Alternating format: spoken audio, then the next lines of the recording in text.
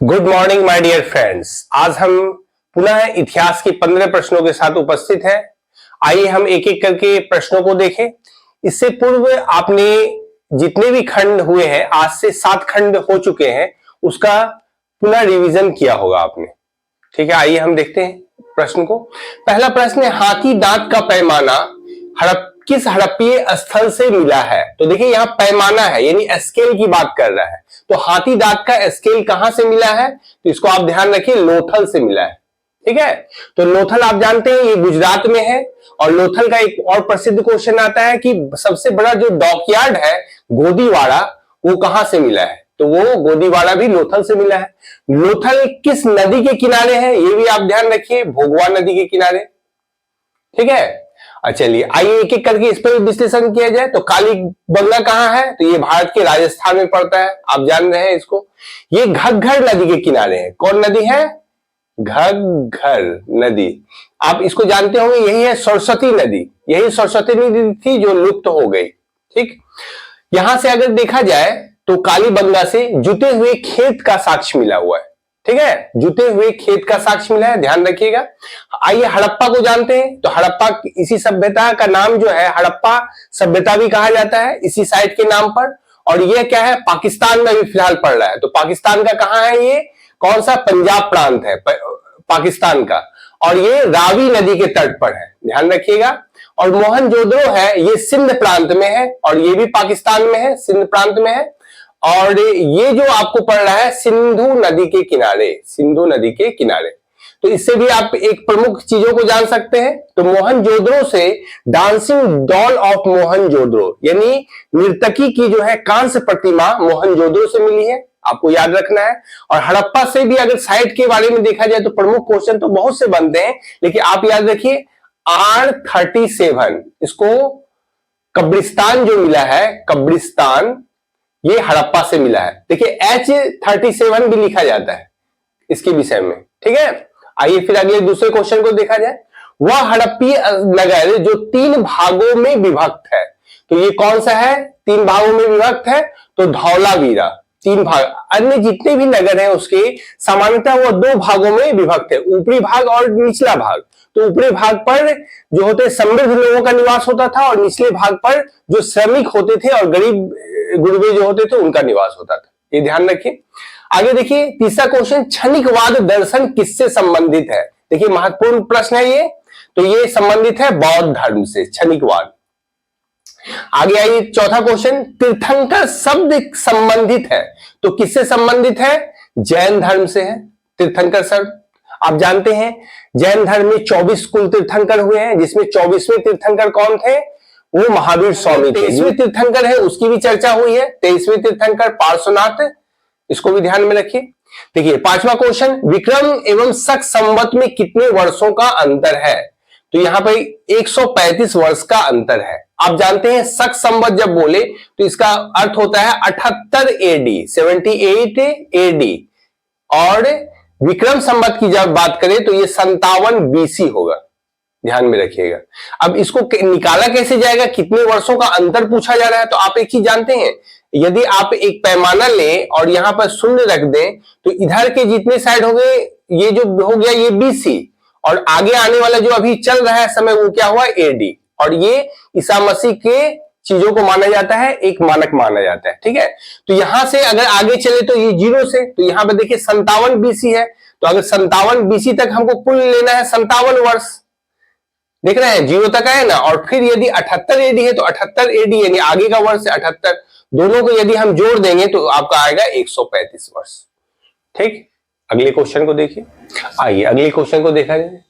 छठा क्वेश्चन, घोड़े के नाल के आकार का मेहराब सर्वप्रथम कहां प्रयोग हुआ था? तो ये हुआ था अलाई दरवाजा में। इसका निर्माण किसने किया था? अलाउद्दीन खिलजी ने किया था। और अलाई दरवाजा कहां स्थित है? तो ये दिल्ली में है। दिल्ली में यदि आप महरौली जाइएगा और जहां कुतुब मीनार है तो उसी के प्रांगण में ये अलाई दरवाजा, और अलाई दरवाजा है जो चारों ओर से दरवाजा है, इतना ही जानिए। चलिए अगला देखिए क्वेश्चन, सातवां, निकोलो कॉन्टी विजयनगर किसके शासन काल में आया था?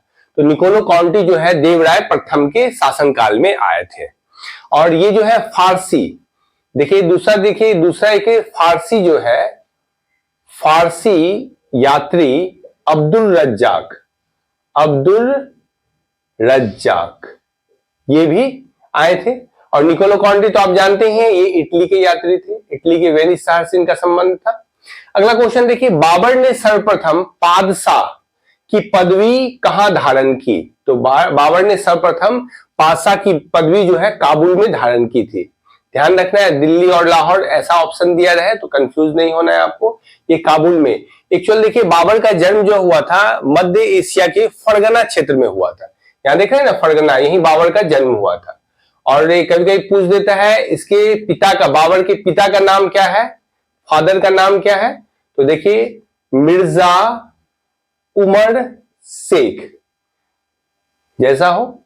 और यहां माता का नाम अगर पूछे तो ये आप यहां लिख देते हैं कुतलुग, कुतलुग निगार, निगार। ठीक है, ध्यान रखिएगा। अगला क्वेश्चन देखिए नम्मा, अकबर ने बिहार तथा बंगाल को मुगल साम्राज्य में कब मिलाया? तो ये इसका उत्तर होगा 1576। आगे देखिए 10वां क्वेश्चन, सरंजामी प्रथा, सरंजामी प्रथा संबंधित भू राजस्व प्रणाली है किसकी? तो ये है मराठों की भू राजस्व प्रणाली। यद्यपि मराठा जो प्रशासन था उसमें बहुत से प्रशासनिक शब्दावली का प्रयोग या देखा जाए तो उसकी व्यवस्था का प्रयोग जो है मुगलों से ही लिया गया था। ठीक है, आइए अगले क्वेश्चन को देखा जाए। जवाहरलाल नेहरू के जीवनीकार कौन थे? तो इनका जीवनीकार कौन थे? Frank Morris. इससे पहले के सेट में सुभाष चंद्र बोस के जीवनीकार के विषय में पूछा गया है और आप बताइएगा इसको कमेंट करके कौन थे। ये आपका होमवर्क रहा। चलिए आगे देखिए 12 नंबर, वर्ष 1921 में पहली बार पूर्ण स्वराज की मांग किसने की थी? तो ये किए थे कौन? हजरत मोहानी के द्वारा किया गया था इसको। अगला क्वेश्चन देखिए 13 नंबर, भारत की मुक्ति महात्मा गांधी के नेतृत्व में नहीं होगी, यह किसका कथन है? तो यह है सुभाष चंद्र बोस का कथन। देखिए ऐसा क्वेश्चन है जो आपको दिया जा सकता है और ऑप्शन ऐसा दिया जा सकता है, अगर नहीं आप पढ़े हैं तो इसमें कंफ्यूज हो सकते हैं, इसलिए इसको ध्यान में रखिए। 14 नंबर क्वेश्चन देखिए, अल हिलाल का प्रकाशन कब हुआ था? यहां पूछा जा रहा है कब हुआ था? 1912 में। और सब लोग जानते हैं अल हिलाल का जो प्रकाशन है किसके द्वारा किया जाता था? तो ये मौलाना अबुल कलाम आजाद, मौलाना अबुल कलाम आजाद के द्वारा, ये ध्यान रखिएगा। एक और इनके द्वारा पत्रिका निकाली जाती थी अल बिलाल, अल देखिए बिलाल, तो बिलाल और अल हिलाल दोनों था मौलाना अबुल कलाम आजाद से संबंधित। ये प्रकाशन का वर्ष है 1912। 15 नंबर क्वेश्चन देखिए, साराबंदी आंदोलन 1922 में किसके द्वारा प्रारंभ किया गया? तो ये प्रारंभ किया गया था सरदार वल्लभ भाई पटेल के द्वारा। देखिए सरदार पटेल के द्वारा। और ये जो ये किसान आंदोलन से संबंधित है, यानी किसानों को कर ना अदा करने के बारे में इसमें कहा गया था और यह गुजरात क्षेत्र में हुआ था। आप जानते हैं गुजरात से संबंधित थे सरदार पटेल। ठीक है, तो इतना आपने क्वेश्चन 15 क्वेश्चन को आज देखा। फिर हम कल अगले अंक में मिलेंगे और इससे पूर्व के प्रश्नों को आप बार बार देखें और उसको याद करने की कोशिश करें। और भारतीय राज्य व्यवस्था का भी 15 क्वेश्चन 15 अंक डाला गया है जिसमें 100 कुल 50 क्वेश्चन होंगे, उसको भी आप देखिए। फिर हम कल मिलते हैं। आज चैनल को ज्यादा तक लोगों तक पहुंचाइए और इसको सब्सक्राइब कीजिए और करवाइए। ठीक है, धन्यवाद।